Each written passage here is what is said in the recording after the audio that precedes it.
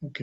Vamos a definir esta propiedad mecánica llamada ductilidad que podemos nosotros calcular a partir del diagrama esfuerzo-deformación. Hemos escuchado hablar de la ductilidad de metales. Es una propiedad mecánica que se define para materiales metálicos y aleaciones principalmente. La ductilidad le vamos a conocer como la propiedad mecánica que nos dice una medida del grado de deformación plástica que puede soportar un material hasta la fractura. Es decir, cuánto, en qué medida podemos deformar un material hasta que se rompa. Se comenta que un material que experimenta poca o ninguna deformación plástica se denomina frágil. Recordemos que deformación plástica se refiere fundamentalmente a un fenómeno en el cual nosotros aplicamos una fuerza que cambia la forma del material. Sin embargo, cuando cesa la aplicación de esa fuerza, el material no puede volver a su forma original. Esa es la deformación plástica. Por el contrario, la deformación elástica, cuando cesa de aplicarse la fuerza, ese material sí puede volver a su forma original. En una curva esfuerzo-deformación, por ejemplo, aquí se está ilustrando el comportamiento de los materiales dependiendo de la tendencia de esta recta o de esta curva. Aquí hay dos ejemplos. Esta área sombreada de gris se refiere a un material frágil. Esta área en color blanco se refiere a un material dúctil. En esta curva esfuerzo-deformación estamos graficando la tensión o esfuerzo, es decir, la fuerza por unidad de área que soporta este material, y la deformación, específicamente la deformación unitaria, que corresponde a un cambio de longitud de ese material entre la longitud inicial. Tensión tiene unidades de presión, fuerza por unidad de área, deformación es adimensional. Nosotros podemos identificar a partir de esta curva las propiedades de estos materiales. La primera propiedad que nosotros analizamos es en la zona elástica, en la zona donde aplica la ley de Hooke, donde la deformación es igual al esfuerzo, es proporcional. Cuando termina esta tendencia, se dice que nosotros pasamos a una zona llamada zona plástica. Un material frágil tiene un módulo de elasticidad muy grande. El módulo de elasticidad, recordemos que es la pendiente de esta recta en la zona elástica. Un material frágil resiste mucha tensión virtualmente con muy poca deformación. Entonces un material frágil es muy duro también. Sin embargo, al ser duro, se rompe con más facilidad.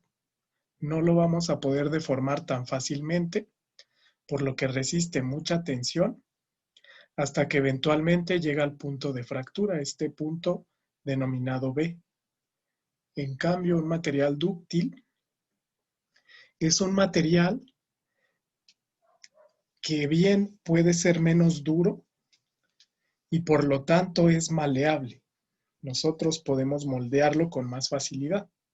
Su zona elástica es más extensa, es decir, la pendiente de esta curva es más pequeña. Por lo tanto, el módulo de Young de un material dúctil es menor que el módulo de Young de un material frágil, que representa esta pendiente. A su vez, un material dúctil se puede deformar hasta la zona plástica con más facilidad, antes de la ruptura. A eso es lo que le conocemos como ductilidad. Vamos a analizar cómo podemos calcular esta propiedad. Existen dos formas para calcular la ductilidad o expresar la ductilidad de un material. Una de ellas es expresándola como lo que se llama alargamiento relativo porcentual o porcentaje de elongación. Otra forma es el porcentaje de reducción de área. Vamos a analizarlo. Si lo definimos como un porcentaje de elongación o alargamiento, vamos a definirlo como una relación de longitudes. Ese porcentaje de elongación, que también es ductilidad, sería la longitud final de un material que fue deformado menos la longitud inicial de ese material sobre la longitud inicial multiplicado por 100. Esto expresa en qué porcentaje podemos alargar ese material hasta antes de la fractura. LF representa el largo de ese material cuando se rompió. Esto mediante un ensayo de tensión. También lo podemos definir como un porcentaje de reducción de área. Voy a recurrir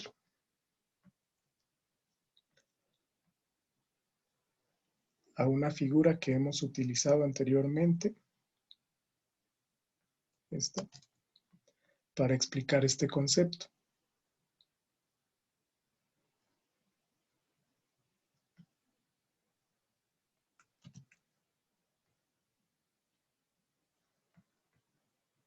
Lo voy a incluir aquí.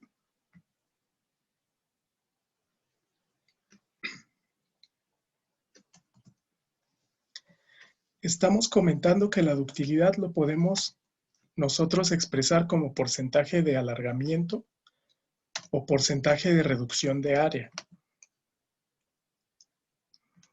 Cuando estamos trabajando con un ensayo de tensión o compresión, esta figura es un ensayo de tensión, esta otra es un ensayo de compresión. Comentamos que en tensión el material es estirado por medio de dos fuerzas. En compresión el material es comprimido, recibe una constricción, una reducción de largo, pero un aumento de área. En el caso de la tensión, el largo aumenta.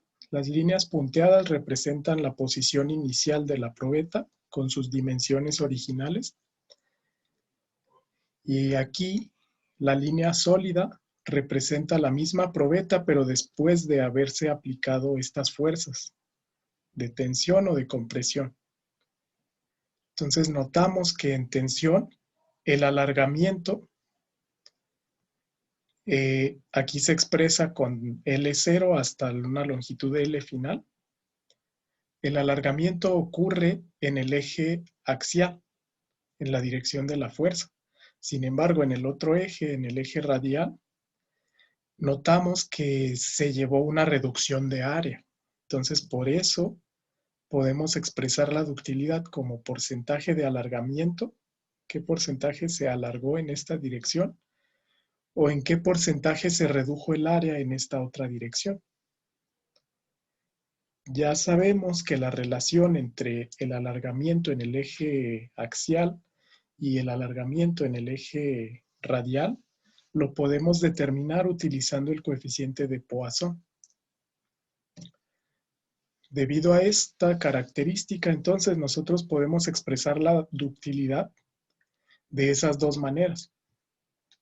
Si es porcentaje de alargamiento, ya vimos que es la longitud final que ocurre a la fractura hasta que se rompió ese material, menos longitud inicial entre longitud inicial. Y el porcentaje de reducción de área se define como el área inicial que tenía este material, suponiendo que es de tensión, menos el área a la fractura entre área inicial. Entonces, en tensión, el área se reduce. En compresión, el área aumenta. De esa manera podemos expresar la ductilidad. Vamos a analizar esta pequeña tabla en donde se resumen algunas propiedades mecánicas de algunos metales. Encontramos tres columnas. La primera columna es el metal. La siguiente columna es el límite elástico, la resistencia a la tracción de ese metal y la ductilidad. en una probeta de 2 pulgadas o de 5 centímetros. Entonces, por ejemplo, el límite elástico ya vimos que se puede determinar gráficamente.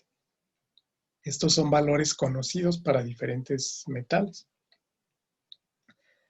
El límite elástico es más grande cuando el material es más duro. Recordemos que el límite elástico se calcula trazando la línea paralela a la zona elástica en una deformación de 0.002. La resistencia a la tracción se expresa aquí también. Mientras un material sea más duro, aquí estarían alineados u ordenados de un material menos duro a uno más duro. La resistencia a la tracción que vimos que es el punto máximo de la curva esfuerzo de formación, aquí se reporta. El molibdeno, que es de los materiales más duros, tiene una resistencia a la tracción de 95,000 PSI o 655 megapascales. La tercera columna es la ductilidad.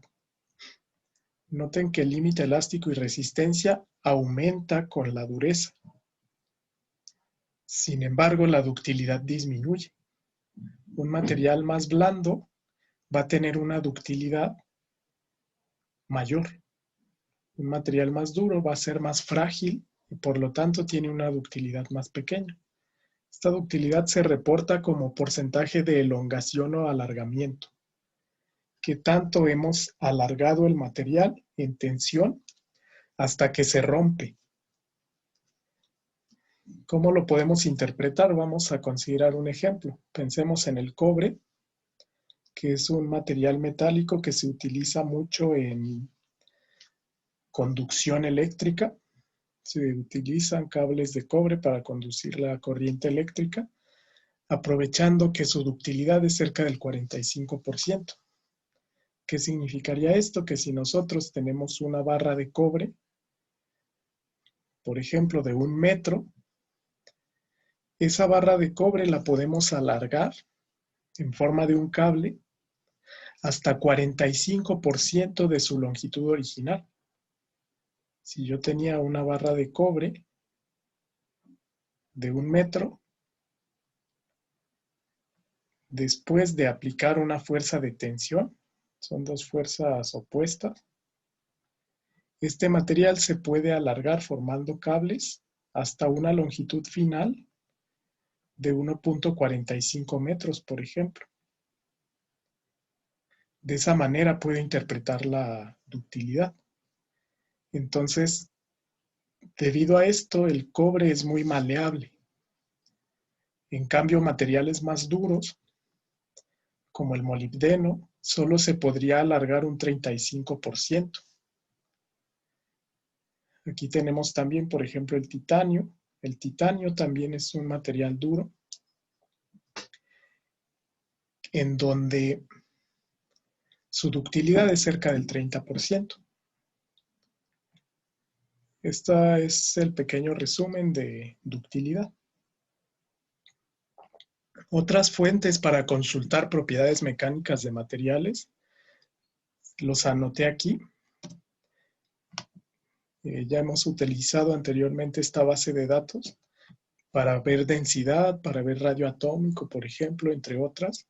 Esta web es una base de datos muy importante en propiedades mecánicas de materiales. Vamos a visitar esa página.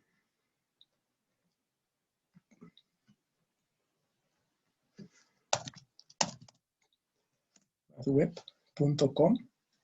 La vamos a visitar para realizar una demostración de la búsqueda de propiedades mecánicas. Esta ya hemos comentado que es una web en inglés, por lo que hay que buscar el material en inglés.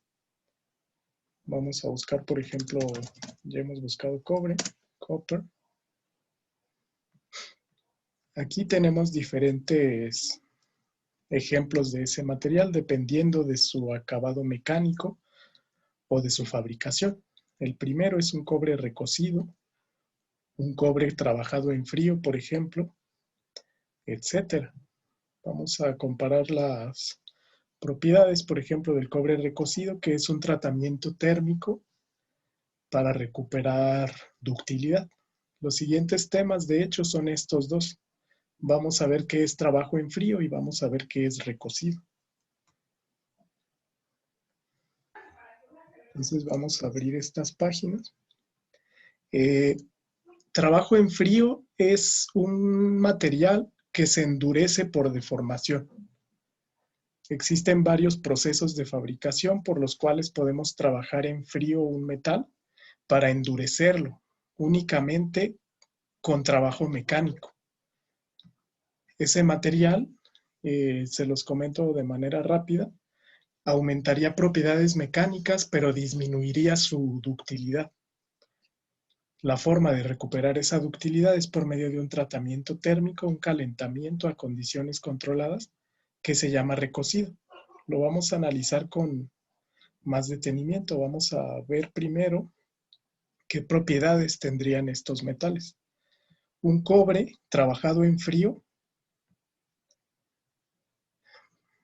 En esta base de datos se nos da su densidad, aquí en función de la temperatura, a 1300, a 1200 o a temperatura ambiente, en gramos por centímetro cúbico. Aquí se reportan, por ejemplo, propiedades químicas, propiedades periódicas. Lo que nos interesa para esta unidad son sus propiedades mecánicas específicamente. Dureza en escala Brinell, que ya sabemos a qué se refiere. Escala Rockwell, Vickers, módulo de elasticidad. Este es el módulo de Young, cerca de 110 gigapascales. El coeficiente de Poisson, por ejemplo, etcétera.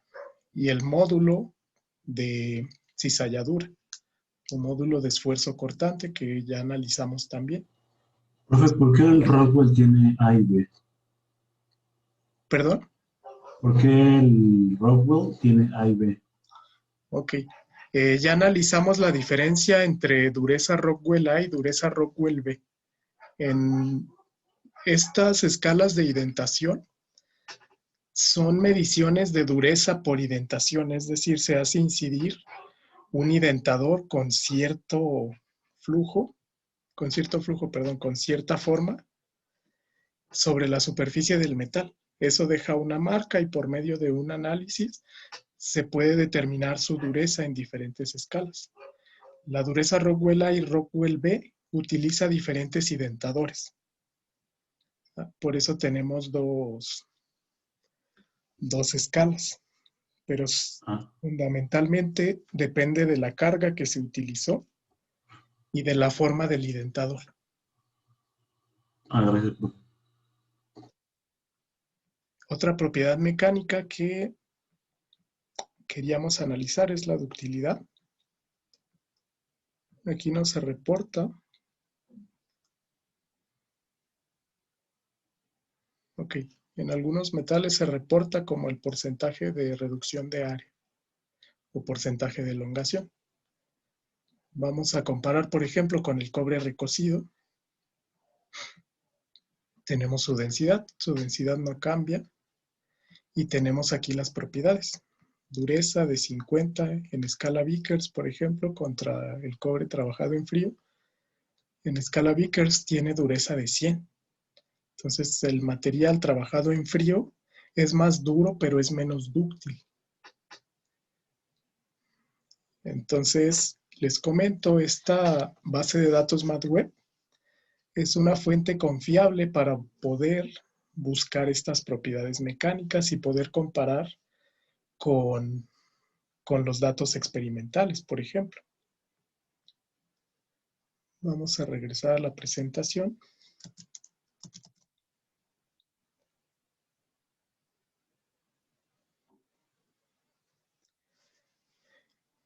Entonces, a esto es lo que le llamamos nosotros ductilidad. La podemos analizar fundamentalmente como qué tan maleable va a ser ese material en función de un porcentaje de alargamiento o un porcentaje de reducción de área.